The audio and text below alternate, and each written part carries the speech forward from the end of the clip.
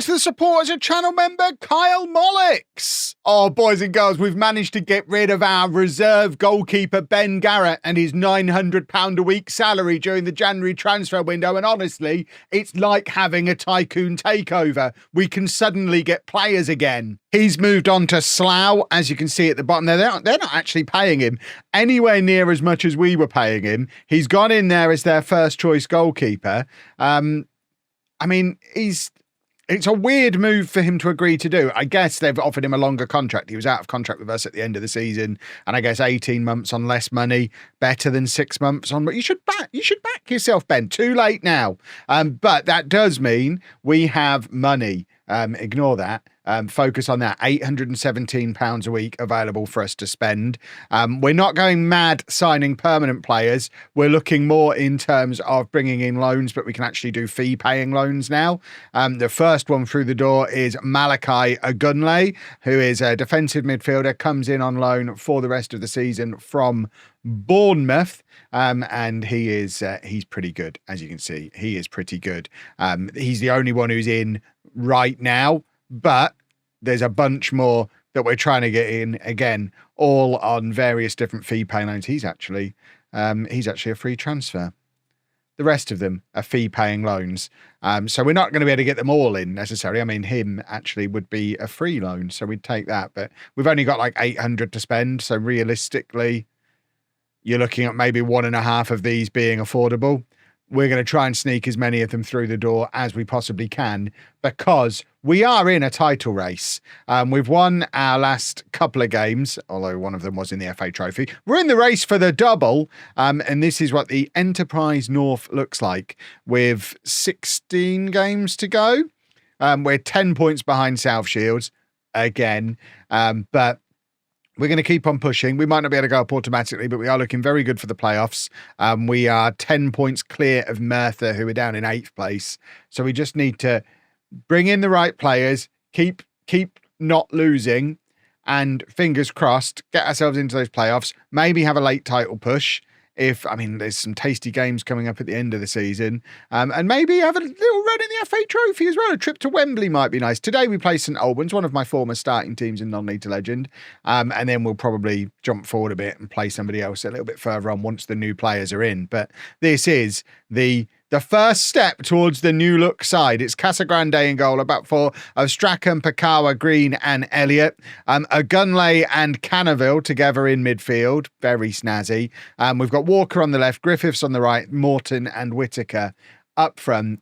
And we are going to get that team submitted, and we are going to enjoy fancy young boys in central midfield.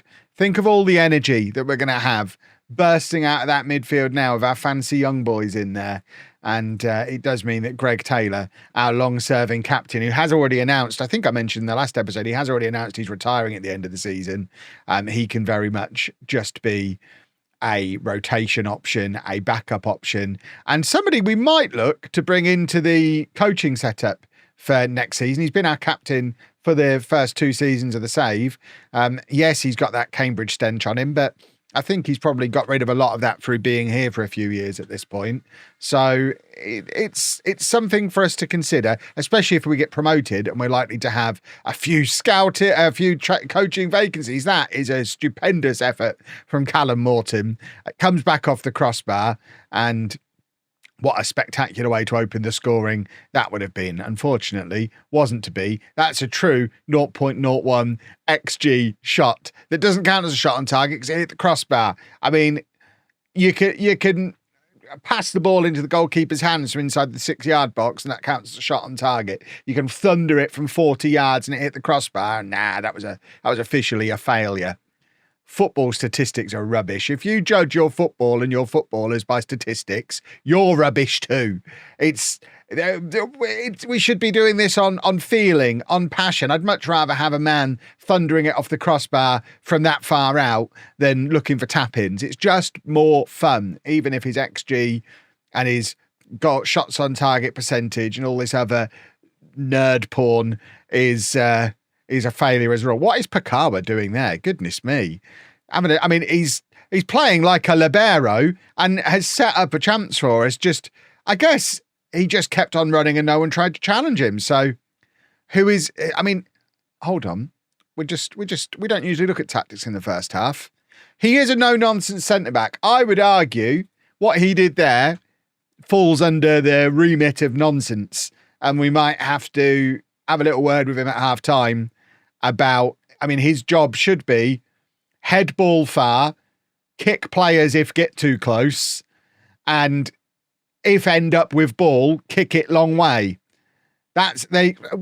See that again, it's nonsense. Just kick it far. Goodness me. Right, Griffiths is getting in behind, squares it to Whittaker, who is there for his gazillionth goal of the season. It's a tap-in from Terrell Whittaker. I've always rated tap-ins, as it says in the commentary at the bottom there. Brilliant goal. This is what we're looking for. More stuff like this. None of that wasteful long-range shooting. We want good high XG chances like that. We want stat padding. It's all about the numbers. And Terrell Whittaker is posting numbers this season. And ultimately, that's all that matters in football. Right, it is St Albans on the immediate reply. They've hit the crossbar. Pathetic. I mean, who are they trying to impress? And now Whittaker plays it back to Strachan, Canaville. We've not seen much of the new boy, mainly because Pakawa's decided to play in his role and just dance out of centre. I mean, he's done it once in 2 seasons, but for now thinks he's a libero. What is Casagrande doing there? What is he doing there? He seemed to get very, very confused. He is also on a no-nonsense instruction. There's a nonsense epidemic passing through the squad. I don't know how we've come away with the ball there, but Whittaker, I mean, he loves all that. Play it into the 6-yard box along the ground, and Terrell Whittaker is going to score a goal. It's what he's been doing all season, and I still don't know how we've come away with the ball from this mess over there. But between Griffiths and Elliott, we do end up coming away with the ball, and that is the perfect cross for Whittaker. It's not a good cross for Morton, which is why Whittaker is massively outscoring him this season, because it is difficult to play to the strengths of both strikers. So Morton, this is nonsense again. Right. What is the point of player instructions and team instructions if they just get completely disregarded? I mean, it's a very nice hat-trick from Terrell Whittaker, but I think the biggest issue here is nonsense. And I really don't care for it. And this is really good from Whittaker. Okay, Griffiths is stealing a 9.2 with his assists. I mean, the first couple of crosses were excellent. Griffiths is now on a 10 out of 10. That third assist shouldn't have gone down as an assist. I'll let him have 2.5. Yes, the 2 crosses earlier were perfect. So I don't know if two good crosses is worth a 10 out of 10. But again, the little stat monsters will look at 3 assists. I mean, like, that's literally what he's there to do. He's done his job to perfection today. Whittaker, who made the 3rd goal entirely by himself, that's not perfect. He's only on a 9.4. Whittaker has more to do, apparently, than Griffiths, who I'm not sure. I'm not sure I'm on board with how we're allocating the player rating today. I think Whittaker now up to a 9.5, so he's done something off camera. No, back down to a 9.4. He did something off camera, and then messed it up again and went back down to a 9.4. But I suspect we could probably look in terms of making some substitutions and protecting some of the tired legs at this point. This job is effectively done today, thanks to another fantastic performance from Terrell Whittaker. And as I'm saying, the job is done. St Albans are getting back into the game, so we probably don't want to get too far ahead of ourselves with that kind of talk. Right, who have we got down on the bench? Marsh is knocking around. Marsh is probably not much longer for this squad. He's getting old as well. I know some of you love Marsh. By the way, is that a sensible number of positions for a 5-star potential youngster to be able to play? That seems excessive. He needs to make up his mind, doesn't he? Or he's never going to get into the team. I don't think he's a striker. Is he a midfielder? That doesn't look like a striker, does it? Does it look like a midfielder? I mean, it is hard to say. He's kind of he's not really anything. He is only 16. He's got time. We're not going to worry about him today. Right, we are going to take off Elliott and bring on Gamble. We do that one quite often. I'm tempted to bring on Taylor at left back, because it allows us to rest Strachan, and Strachan doesn't get rested very often. So Taylor's going to come on and play left back, which the comment section tells me was his position back in the day, back when he was younger than me. And for the final change, I think we take off Gunley, who wasn't fully fit going in, isn't fully match fit yet, and we don't want to break him. We've seen nothing of him in the match engine today, so I think we probably look to protect him going into the final 20 minutes of the match. We don't want to break the new boy just as soon as he's arrived. Griffiths has won us a free kick here, and it's taken him down to a 9.9. I mean, that's the first time we've seen him on camera in the second half. Whittaker takes the free kick. Gamble and Taylor are lurking. If we won a penalty here, I think we have won a penalty. And Terrell Whittaker, trying to secure his 10 out of 10, is stepping up for number 4 of the afternoon. This is just greedy from Whittaker, and he scores. And Terrell Whittaker must be up there as one of the top scorers in this league. We'll have a look after the match, because he is scoring for fun. Certainly this afternoon, 4 goals from him. And I mean, at this point, do we take him off? Let him have a standing ovation? I think we probably do. So Marsh can come on for him. We'll do the same with Griffiths. Francis can come on for Griffiths. And the 2 boys who've just ripped St Albans apart, job done at 4-1. They can have a little bit of a rest. We save them to fight another day. Their 2 wing-backs have been absolutely ruined by our wide players all afternoon, as they should be. And that should...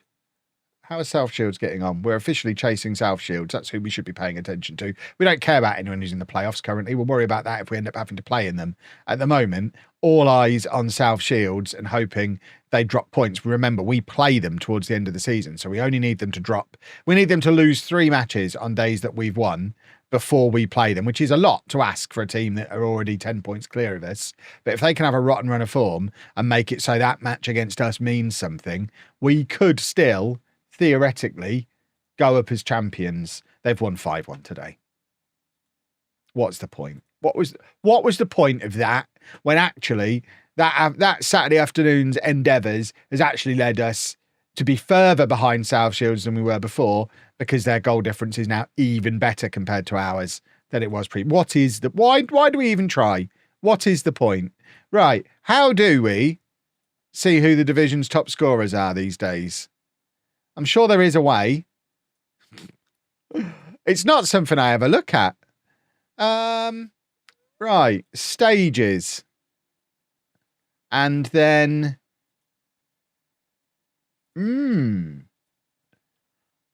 I know it's in here, because I've looked at it before. I just don't know where you find it. Rather than just having me look around and make noises... Bear with me, I'll find it, then I'll show you where it is, and then I'll show you where he sits on it. Here you go, we've found it. See, the mistake I was making was looking at the league table. What I should have been doing was looking at the league table, which is there, and then from there you do have stats. And if we look on player stats, at the moment, most goals is not by my boy. It's by this guy, Jerry McDonough, which... if we navigate through all of this, you can see that he's got 25 goals from 28 appearances for Worksop. Terrell Whittaker, 22 from 24. No, 22 from 30. That's obviously the age is obviously the age is the first and most important statistic on this. I love FM26, but sometimes, my word. So the top guy has 25 goals from 31.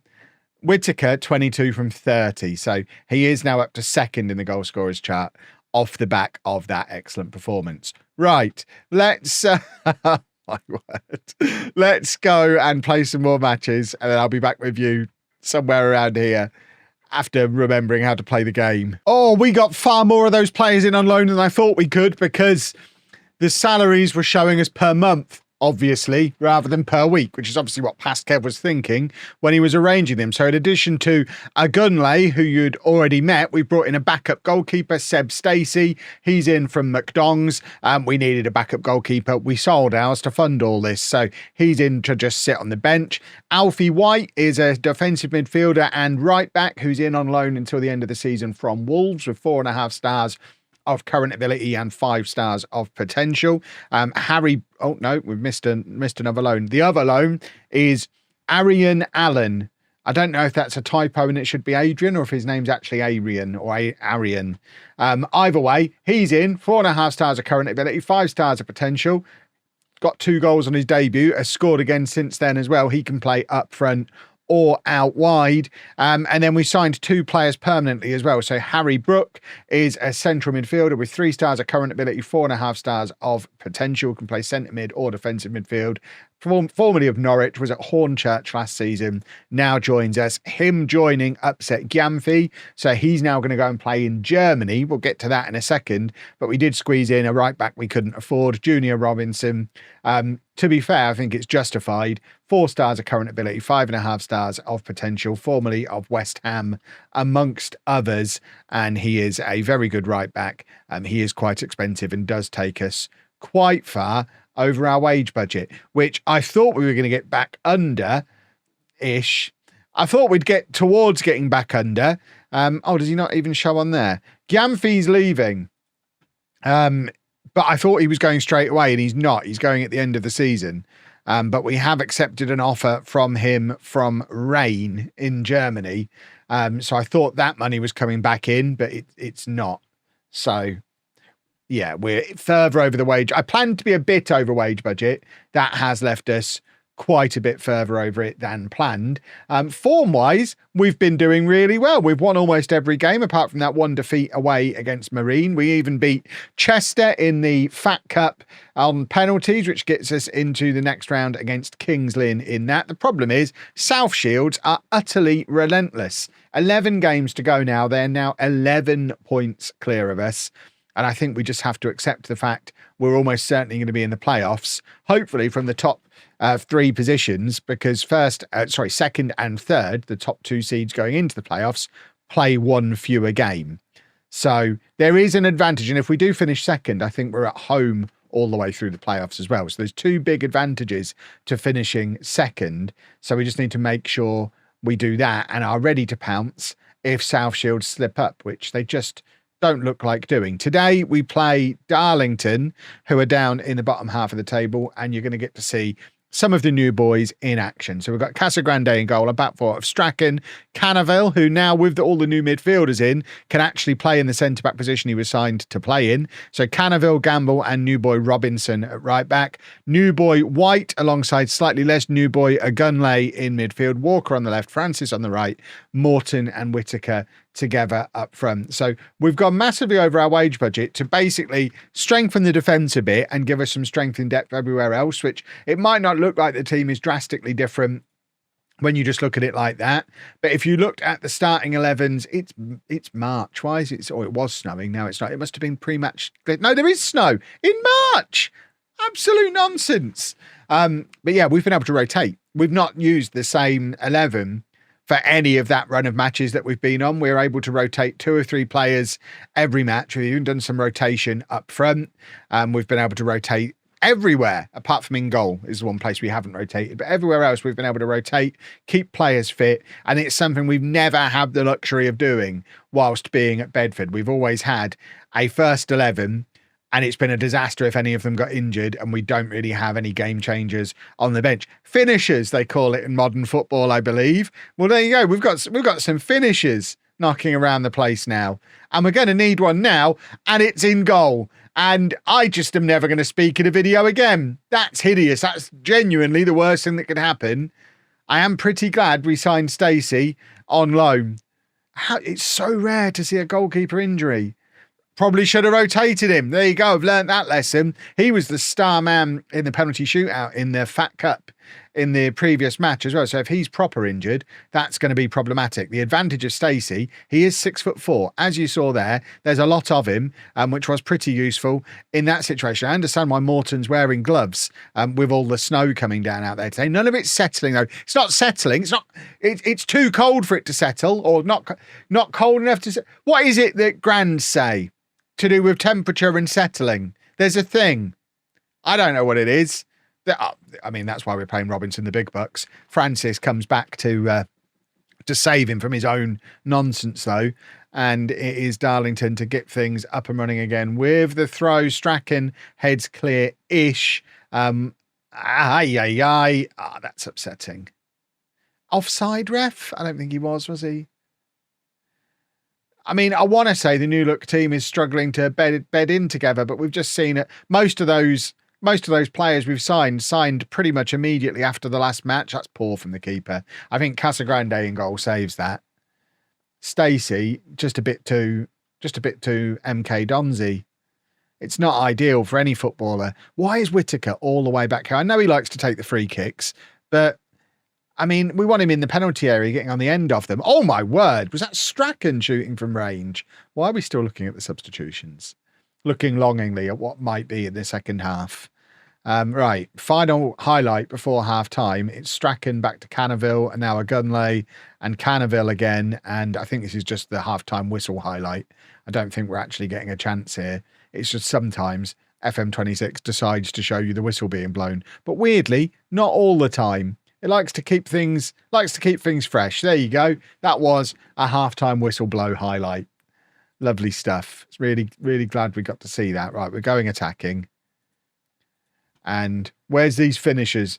Allen is definitely a finisher. Marsh. These are the boys we're looking at. We're not bringing them on yet, but they'll be on at some point if the score stays as is. We can't be dropping points, especially to rascals down in the bottom half of the table. I want to go to Wembley. I want to win the FA Trophy. I don't want it at the expense of getting promoted, though. Whittaker's in. Whittaker, surely. Oh, even Terrell Whittaker's finishing is off. I mean, it was on his weak foot, but you back him to score there 9 times out of 10, and that is an indicator that it might not be our day. Our goalkeeper's gone off injured. Our top scorer, one of the best strikers in the league, has missed a sitter. All we need is a red card and a missed penalty, and we complete the misery bingo card. Right, it is Darlington on the attack against Stacey's rubbish. Oh my word, he is awful. Why did I get rid of the really good backup goalkeeper that we had? I mean, it's Football Manager to a T, isn't it? We've had probably 2 of the best 3 goalkeepers in the league in our squad all season long. So of course, no danger of either of them getting injured. One of them's unhappy. We have to get rid of one of them.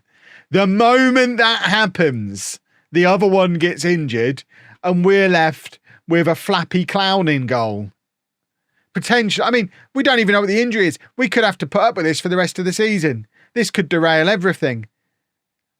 Past Kev was right. Should have stuck with that squad. Whittaker's in. Whittaker is always going to score from there, but we've still got an uphill battle for the rest of this second half. I'm still looking at my finishers down on the bench. It's a lovely ball over the top from White and a very tidy finish from Whittaker. Harder than the one he scored. And he's now back taking a free kick basically an hour and a half again. In the snow. I still don't understand the whole snow thing. Whittaker. Cannaville's in, and that one is offside. I mean, he ran at the ref and then put his hands on his head. Just glance at the linesman. You'd have seen that his flag is up. There's no VAR at this level, young man. You should be able to figure that out for yourself. Right, we are attempting to do a corner there. Unfortunately, nothing coming from it. And they're dancing around us as if we're not there. Right.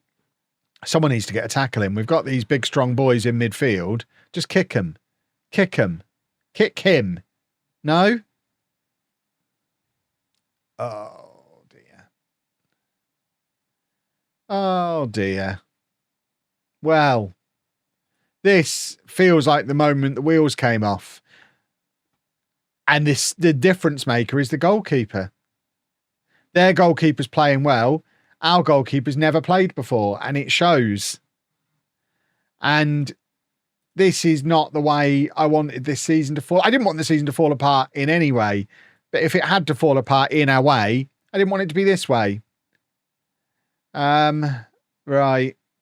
We're gonna get Marsh on from Morton, and we're gonna get him. Can we still? Oh, we can change that. It just doesn't reflect on there. Right, Allen and Marsh are both on. I think we need to go very attacking. We've got to try and rescue something here. Morton's been in good form. Morton scored a hat-trick in the in-betweeny matches as well. He's done nothing today. Absolutely nothing at all. We can't blame any of the outfield players, though. It is 100% the keeper's fault. Lovely take from Whittaker. Marsh is there, and that's a big miss now from Tyrone Marsh. Oh, my word. It is just not our day. Maybe we need to get the captain on at left back. Strachan's having a horrible time. Robinson, who we're spending all that money on, he's having a horrible time. Right. So the youngster, Towler, is going to come on for Robinson, and we're going to move White back there. And then we're going to bring on Taylor to play left back. And what a rubbish afternoon.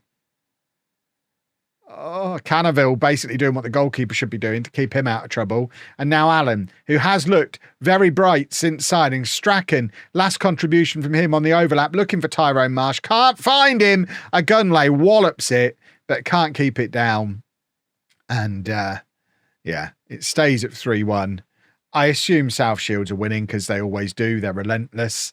And the battle for us is now less about looking up at what they're doing and more about spending the last 8 or 9 matches nervously looking over our shoulder, hoping to maintain a top 3 finish so we get the advantage going into the playoffs.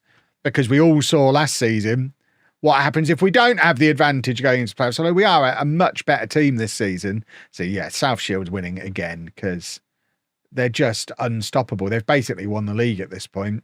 We need to be keeping a closer eye on what the likes of Radcliffe, Chester, Spennymoor are doing. And Radcliffe are winning, Chester are winning, Spennymoor are probably playing. I didn't notice. That's very disappointing though. And now for the cherry on top, let's see what's happened to Casagrande. And if it's a proper injury, get Ben Garrett on the phone. I feel like a broken wrist, a badly fractured wrist, is problematic for a goalkeeper. And I think that's probably him out for the season. We'll send him to a specialist. It's going to be 2 months. We have got to do the rest of the season with Seb Stacey in goal. I mean, he did play a full season for Worthing last year.